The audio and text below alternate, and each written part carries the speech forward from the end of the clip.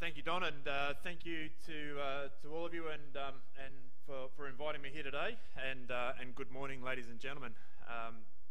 Now, I've taken a little bit of a social license in myself and slightly changed the heading on my slide there from what's printed in the program. I thought, in line with the theme that the conference or the forum's around balance, and also, I suppose, which is quite fittingly, you know, in Canberra, which in itself, the location was a bit of a balance between Sydney and Melbourne. I'm looking at it in the context of global meat production and the balance of that. So, you know, my economist brain goes to, well, that's talking about supply and demand. So you'll see that I've basically broken my presentation up into three sections. One looking at a production or the supply side of global meat, the other looking at the consumer side or the demand side, and then trying to bring it together at the end with a little bit of, you know, what the live export industry's role in that is, and some take-home messages maybe for you.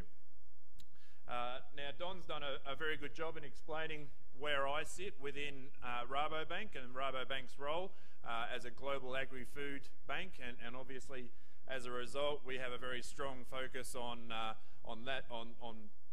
all agricultural sectors, and as a result have a team of analysts around the world that we utilise to collect information and provide insight, not only internally for the bank but also externally for clients and also at forums like this. So I won't go into any more detail on that, but on with the show.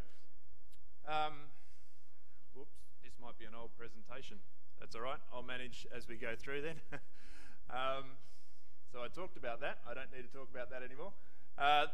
So the balance of world meat trade, and I wanted to put it in that context because it's been a pretty amazing couple of years that we've seen, and no doubt for all those people in the industry, you're well aware of some of the amazing things that have happened, and that's not to say that that we're at the end of that and there are no more things that are going to happen. I think we're in a fairly exciting time from a animal protein point of view. And we think that, you know, global trade is going to continue to become more complex. Things are going to happen that are going to shift the balance either way. So I think it's going to only become more exciting as we move forward. Things like, you know, seasonal impacts that we've obviously experienced here in Australia.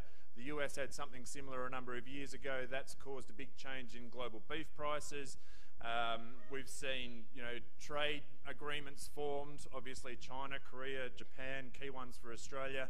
Market access improvements, Brazil gaining access into the US. They see that as a bit of a stepping stone to access into other markets. We've got also access of Indian product into Indonesia as well. Some of those technical trade barriers that were in place around animal health, etc., are starting to be reconsidered, so some change in that space as well. But also outside the beef industry, and I must admit up front, you know, there's a heavy bias or there's a lean on this ship towards beef, but a lot of the messages here will apply equally across live export of whether it be dairy or sheep meat or beef cattle. But also I wanted to expand it out into an animal protein perspective, because at the end of the day, supplying live sheep or supplying live beef cattle into a market, you are turning that, well, that product becomes something on the retail shelf that the consumer has to make a choice between picking up red meat, white meat, or even seafood, and how that influences their decision making. So a number of key things that have happened in that space over the last couple of years, and I think it's only a sign of things that are going to come in the future.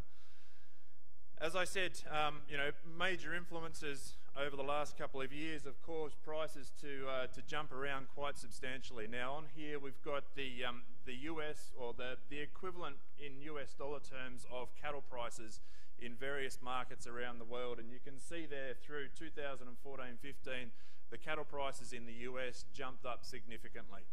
That was off the back of a very severe drought through most parts of the US. That led to a shortage in cattle. Obviously the prices responded by going up.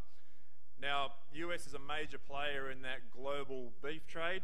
It in turn has sent a signal to the rest of the world to start generating more production with those higher prices. And as you can see, we're starting to get the signal now in other markets, other countries, and these are some of the key exporting countries in the world. You can see Australia's prices have ticked up there, and over the last 12, 24 months there, we've seen rapid escalation in prices off the back of our huge liquidation in cattle and now shortage in cattle supply to become some of the most expensive cattle in the world. So selling that into a consumer market, and we're trading on the global space, how do you try and sell some of the most expensive cattle in the world to a consumer that is still quite price conscious? So as I said, I was going to break the presentation up into three main themes, basically looking at the production and supply side of things, the consumption and demand side, and then bring it together with live exports at the end. Turning then to production and our forecast for global beef production. Again, I'll try and distinguish where I've used beef or animal proteins or wider.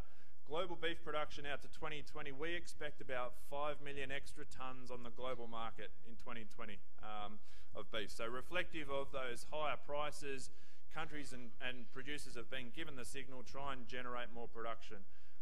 This graph here breaks it down into some of those key regions, and you can see US, Brazil, China and India are all showing positive growth over the next couple of years. As some of those higher prices start to flow through. Now there are localized issues that will influence some of that demand growth. Obviously the US is rebuilding, so it's actually recovering a lot of the production they lost in the last year.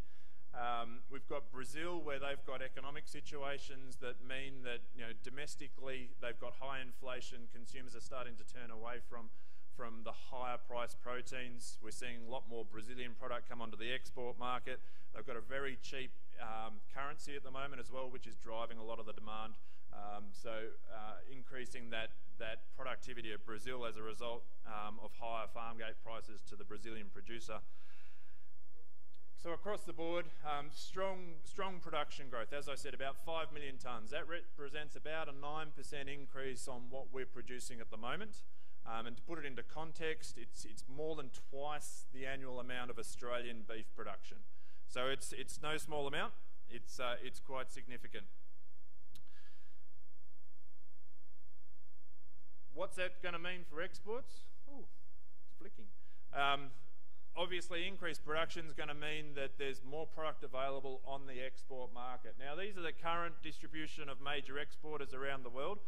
It's like it's got problems. I hope this is not the sign of things to come. You're up next, Mick. You might be doing it without a slideshow. This is basically the forecast of where we see 2016 beef exporters this year. So you can see India, Brazil, Australia making up the major exporters to the world beef stage. We don't really see that ratio or that spread across beef exporters changing too much. As I mentioned before, you know, we've got strong growth in Brazil and the US, but they're also big consumers in their own right. US only exports about 10% of their production. Brazil exports about 20%. So a lot of the production that they're generating is going to be consumed locally. Of course, provided the local economic situations support that and Brazilians continue to eat. But otherwise, we think the general spread across the board is going to remain relatively similar. One of the questions, I suppose, is how that actually plays out, and one of the unknowns is India, and I'll be interested to see the speaker later on this morning giving us some perspective on that Indian trade. It's very difficult to get hard numbers on India and where that actually sits. But really, that gives you an idea as to where exports are expected to go.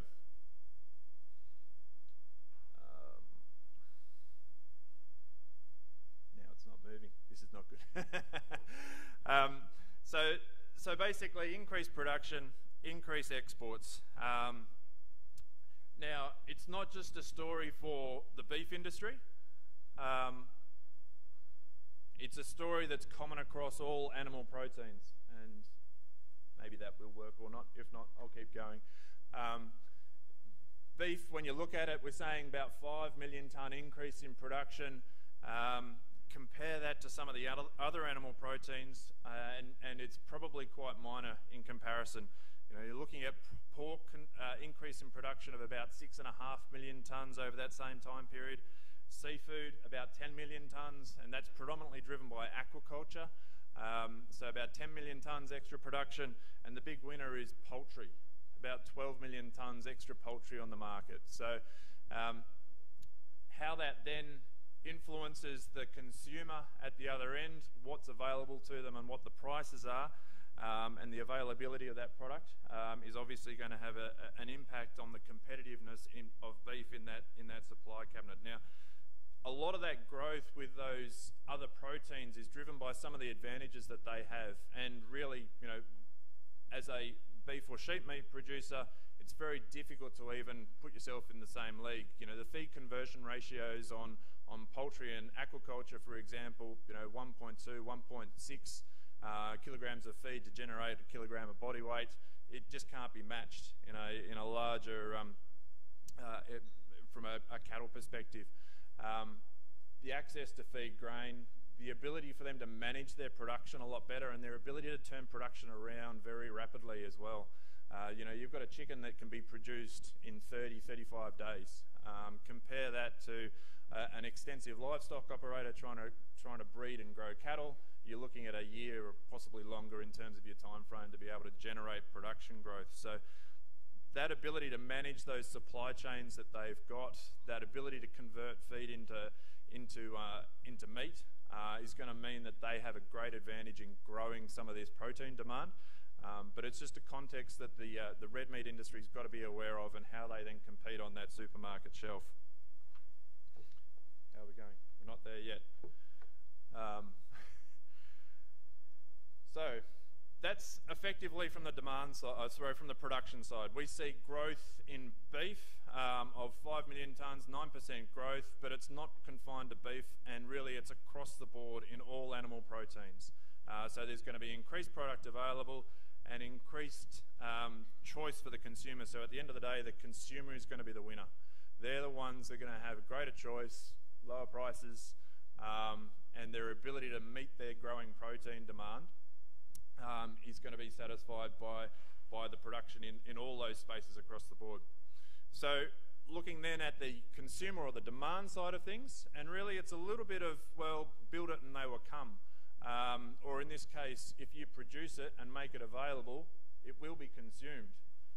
Obviously the deciding factor is at what price. And the more production that's in the market, the prices will obviously reflect that and come down. That stimulates consumer demand itself. So that's all right. So it's about how you actually, or how much is available that then the consumer is able to build on. So what we're actually seeing in consumption is a very similar trend to what is happening in production. Effectively a 10% increase over the next 5 years for consumption. Sorry, effectively a 10% increase over the next 5 years, 20% over the next 20 years in terms of growth in consumption. So it's very closely matching that production. And again, breaking it up into the different proteins, growth in chicken meat consumption far outweighs growth in red meat consumption. Obviously, again, reflecting the availability and the cost of that available protein. Now, this is exciting, I suppose, from a couple of points. One, we're not going to necessarily end up in a situation, the growth in consumption is exciting from a number of points. Not necessarily because we're going to end up in a situation where there is oversupply on the market. It will be met at a price. But there's also growth in consumption that has been generated in itself. So it's not just simply a growth in population that's consuming more meat. It's also, and this is production. You'll catch up on my presentation now. That's where I got to. There we are. So it's not just growth in consumption as the population increases, but there's also a per capita increase as well. So we're going from about, on a global scale, about 53 kilograms of meat consumed per person per year to something of about 88 kilograms per person per year as you move between that 1985 and 2035 time frame there. So people are eating more meat. So what's driving this? Now, we all have heard the message about the increasing wealth and that relationship between increased meat consumption. Here it is in a graph. So on the bottom we've got the GDP per capita, and on the left-hand side, red meat consumption per capita. So you can see there's a direct positive relationship there, and my Excel skills aren't super great, so I wasn't able to put an actual trend line, but that's representative of what the actual trend line could be. Positive relationship there between the GDP per capita and per capita consumption of red meat. As you can see, quite a positive relationship. Now, we've got the big consumers and the wealthy consumers out the end with Australia and the United States and Canada. But I think the exciting thing, and particularly from a live export trade point of view, is the ones that are closer to the centre of that axis, so the 0 points, the lower GDP per capita and lower per capita consumption. That's exciting from 2 points, I think. One, just location and our access and our existing access into some of those markets. But two, also the growth prospects in those markets. You look at places like the Australia, United States, Canada, where they have had a much longer experience in terms of eating protein.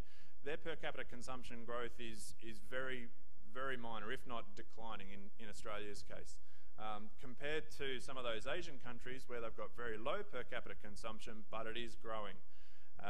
So I think it's very exciting from a live export point of view, as those key markets that are geographically close to us, we've got a good established footprint in those markets, they're also the ones that are showing the most promise from a growth point of view.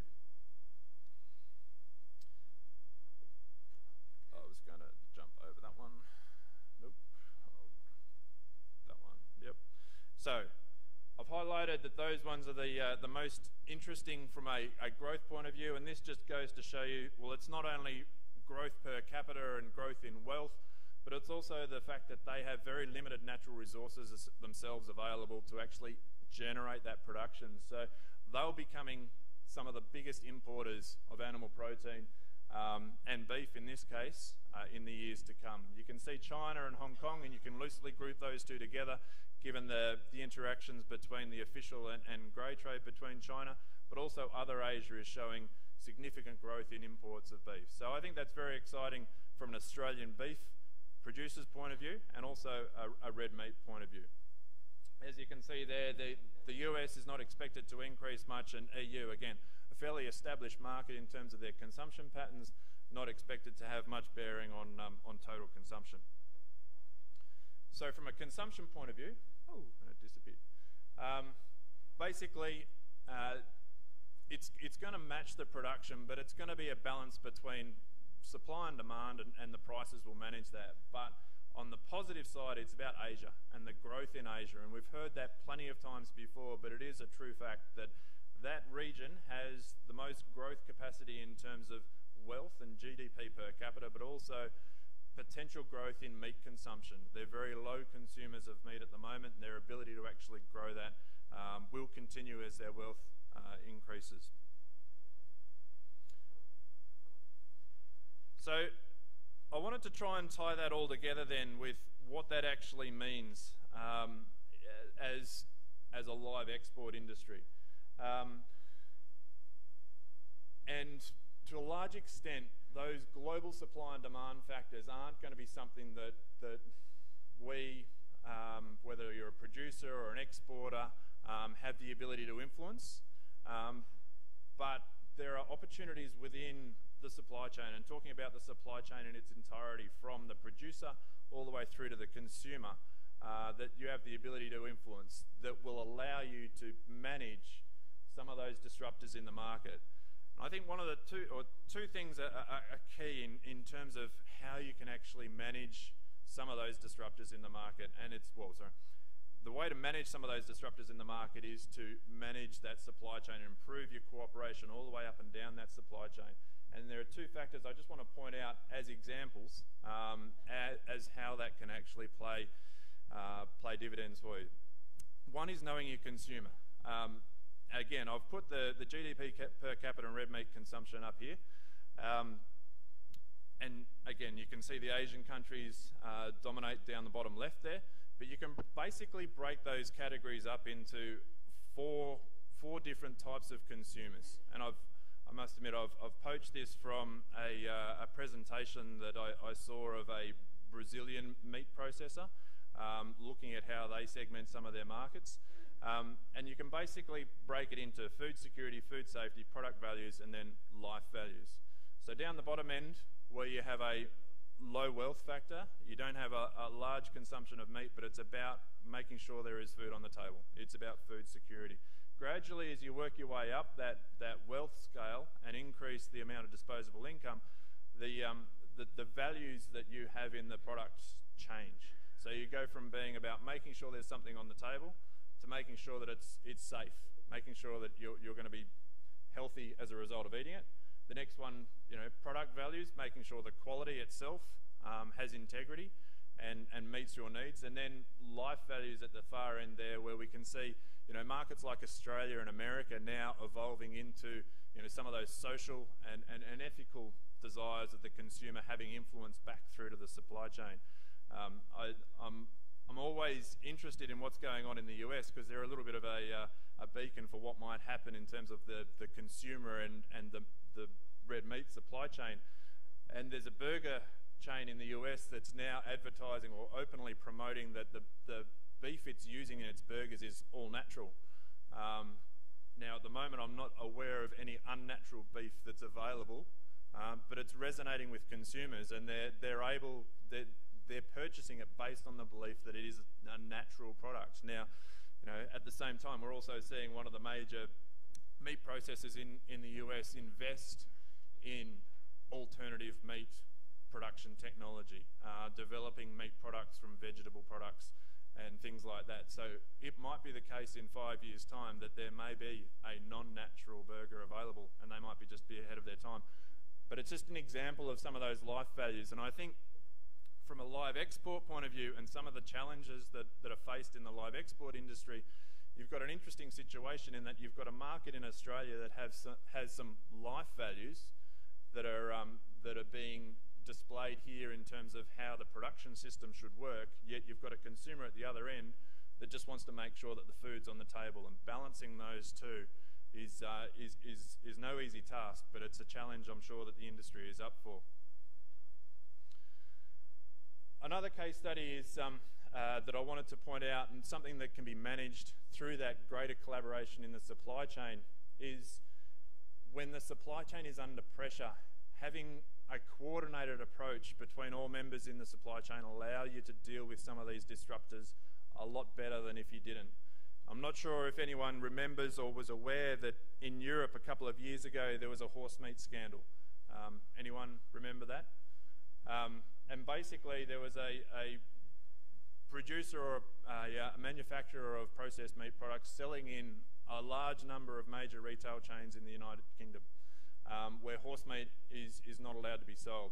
And because of a very complicated and complex supply chain, sourcing product from different areas, repackaging, relabeling, manufacturing and bringing it together in different forms, they ended up with a product where they couldn't actually track it all the way back through the supply chain, and they found that one of the meat processing companies they were using in Romania was using horse meat. It was being labelled horse meat, but then it was being effectively repackaged into something else, relabeled as something else, and because of that fairly complex and unclear supply chain, they ended up being exposed as the situation rolled out, was that they had horse meat products being sold in the UK.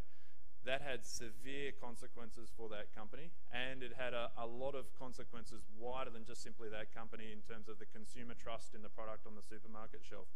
So having a clear supply chain and a cooperative, coordinated supply chain all the way from the producer to the consumer allows you to manage those situations. And if this was the case today, I'm sure that Findus or whoever might have actually purchased the company would be making sure that that supply chain is clear. So really, what I wanted to do was just, I was thinking about this presentation and how I could put it together, and I thought, well, it's a little bit like riding a bike, and I don't know if there are any parents in the room that have tried to get children to ride a bike.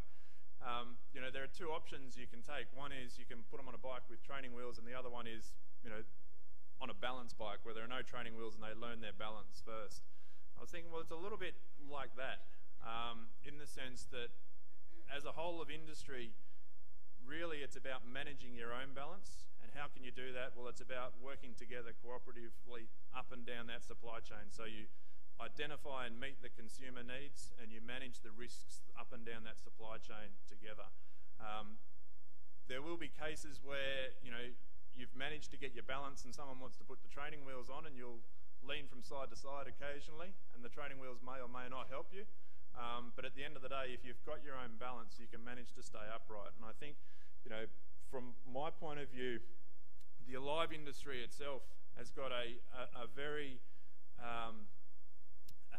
unique situation, in that it's not just simply selling a product or producing a product and sitting on a retail shelf in some market. It's in many cases about working with a local country in developing the consumption of that product. So it's working in collaboration together, and the ability for the industry to actually generate its own demand, I think, is quite unique. So I think working together up and down that supply chain, you have the ability to understand what the consumer trends are, work within the local country as to developing products that will meet those needs, and then all the way back through the supply chain to be able to meet that demand.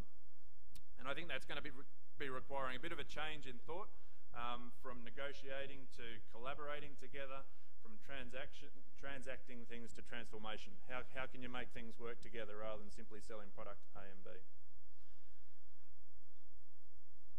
Now, this was my sort of simplistic way of looking at the live industry, and you're in the industry, so you know better than I do, but effectively it's quite a complex situation.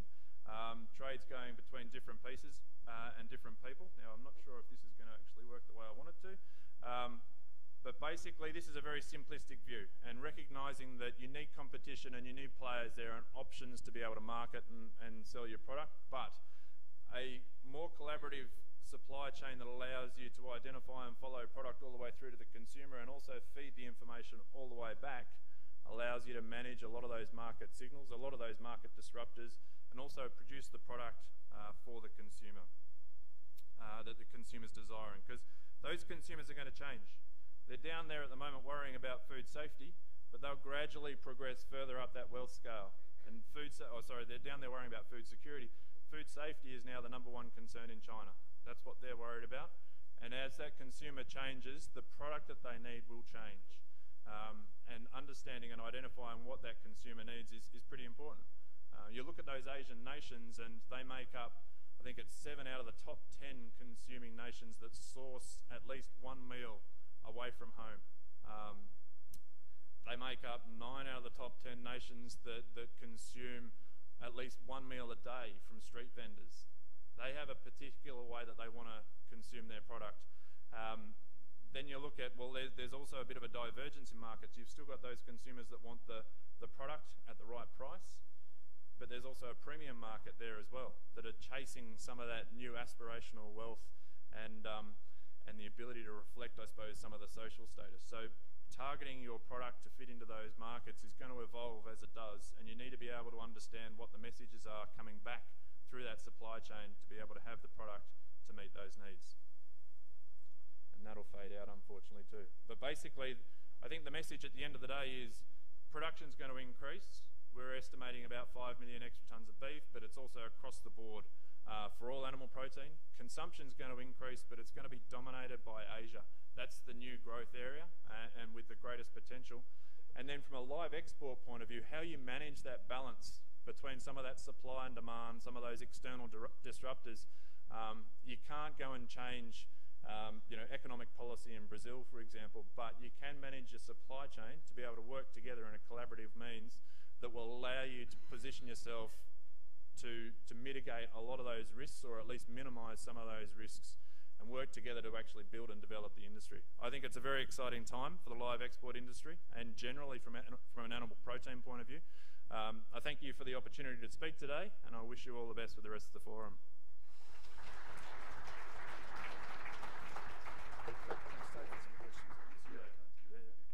Thanks, Angus.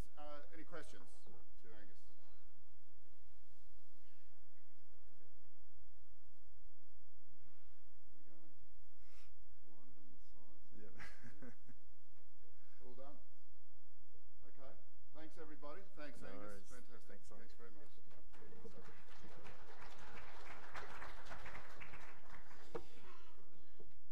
Okay, if I could move on now to the next section, and I'm going to introduce Mick Keogh. Mick's no stranger to this room and most people in it. Mick is an ACCC Commissioner, Agricultural Commissioner, to put it correctly, as you all know. Just to give you, he's going to talk to you about competition in agriculture, and to give you a short background on Mick. He grew up in southern New South Wales from a farming background. He holds a bachelor and a master's degree in agriculture, and his career has included periods of employment as a farm manager, a university researcher, an agribusiness consultant, and an agricultural lobbyist and policy advisor. In late 2003, he was appointed Executive Director of the Australian Farm Institute, which is an independent policy research institute that conducts research into strategic